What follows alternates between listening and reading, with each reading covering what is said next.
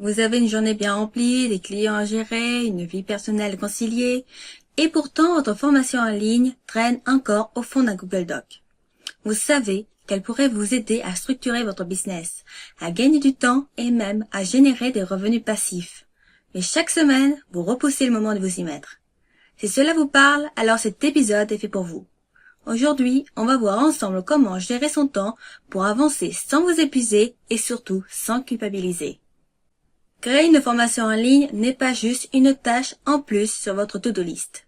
C'est un projet qui demande de l'énergie, de la réflexion et du temps. Mais le problème, ce n'est pas que vous n'avez pas le temps. Le vrai souci, c'est que votre temps est pris par 1000 autres choses et que votre formation passe toujours en dernier. Alors, comment changer cela? Je vais vous partager des stratégies simples et efficaces pour enfin faire de votre formation une priorité sans sacrifier le reste de votre activité ni votre vie personnelle. On a tous déjà dit « je n'ai pas le temps », au moins une fois dans notre vie. Mais si on est honnête, c'est rarement une question de manque de temps. C'est plutôt une question de priorisation. Aujourd'hui, vous jonglez déjà entre la gestion de vos clients, la création de votre contenu et l'administratif, sans parler de votre vie personnelle. Et dans cette équation, la création de votre formation devient une option, un projet que vous repoussez constamment en vous disant « je m'y mettrai quand j'aurai plus de temps ». Mais le problème, c'est que plus de temps n'arrivera jamais. Et soyons réalistes, si vous ne bloquez pas du temps pour avancer, il ne tombera pas du ciel. Ce qui vous freine aussi, c'est peut-être la peur de mal faire. Le perfectionnisme vous pousse à vouloir tout anticiper, tout prévoir, et au final, vous restez bloqué à l'étape de la réflexion sans jamais passer à l'action. Ajoutez à ça la distraction constante, les notifications, les réseaux sociaux, et il devient presque impossible de rester focus sur votre projet plus de 10 minutes d'affilée. Si vous voulez avancer, il faut que vous changiez d'approche. Au lieu de vous dire « je dois créer ma formation », commencez par découper votre projet en étapes plus petites et plus digestes.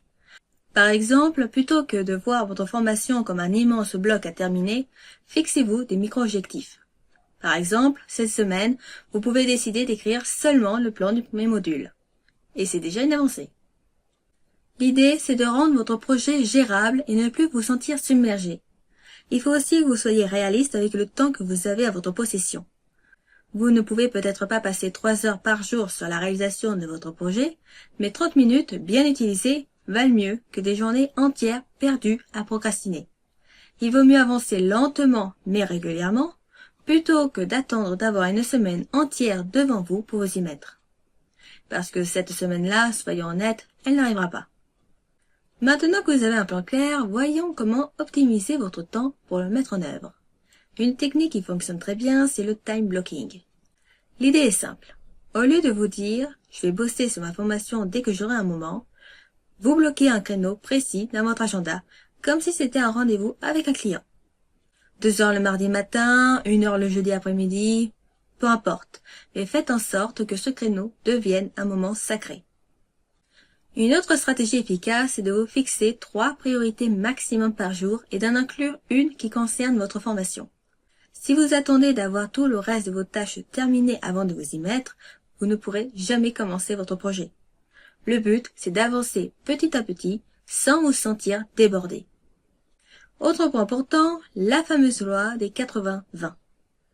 Donc, les 80% des résultats viennent de 20% des efforts.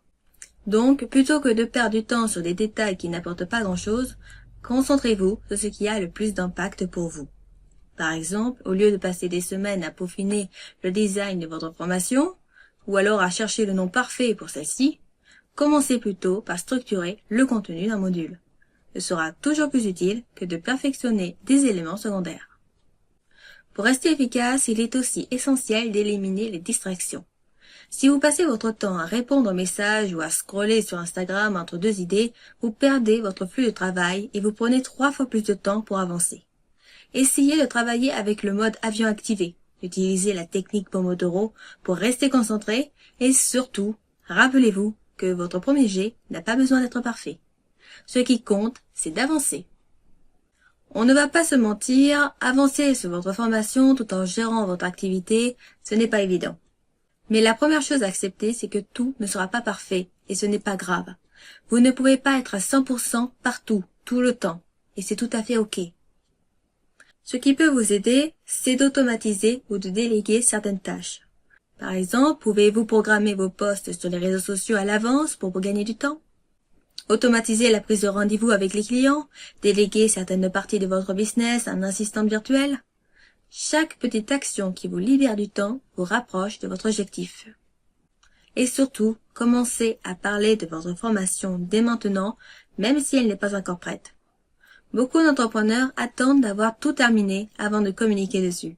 Mais en réalité, plus vite vous en parlerez, plus vite vous créerez de l'engagement et plus vous vous motiverez à avancer. Donc, si vous voulez vraiment avancer sur votre formation, le secret, c'est d'arrêter d'attendre le bon moment. Le bon moment, c'est maintenant. Fixez-vous un petit objectif concret pour cette semaine, même si ce n'est qu'une heure de travail. Ce sera toujours mieux que rien. Voilà, nous arrivons à la fin de cette vidéo. J'espère que cet épisode vous a plu.